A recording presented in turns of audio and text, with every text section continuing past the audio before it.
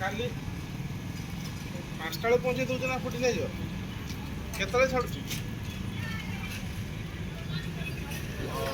ହଉ ଶୁଣ କାଲି ତ ଘରେ ରହିବ ନା କାଲି ତ ଆସିବାର ନାହିଁ ଯାଜପୁର। ହଉ ମୁଁ ତମ ଫ୍ରିଜ୍ଟା ମଗେଇ ଦେଇଛି ବାକି ଏଇ ଯେଉଁ ସାମସଙ୍ଗର 5 ଲିଟର 5 ଷ୍ଟାର ବାଲା ମୁଁ ତମକୁ କହୁନଥିଲା 2-3 ମାସ 3-4 ମାସ ଆଗରୁ ଯେ ତମ କାର୍ଡ଼ରେ ମଗେଇ ବୋଲି। ହଁ ହଁ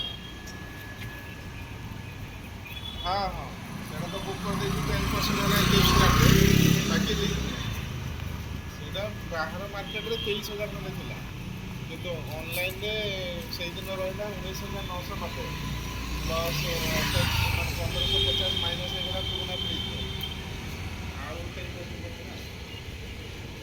ହଁ ହଁ ଦରକାର ଥିଲା ବଡ଼ ବୋଲ୍ଡର ଅଛି ଏଇଟା ଗୋଟେ ସିଲିଣ୍ଡର ଦରକାର ତାପରେ ଏଇଟା ପୁରୁଣାଟା ବି ଡିସ୍ପୋଜ୍ କରିବା। ହଁ କ'ଣ କହୁଥିଲି କି ଆଉ କାର୍ଡ଼ ତ ରିଫ୍ରେଶ୍ ହେଇଛି କିନ୍ତୁ ଆଉ ଯେଉଁ ସାମାନ ଅଛି ମୋର 5,000 ହେଉନି ତେଣୁକରି ଡିସକାଉଣ୍ଟ ହେଉନି। ତମର କିଛି ଆଣିବାର ଅଛି କି? ହଁ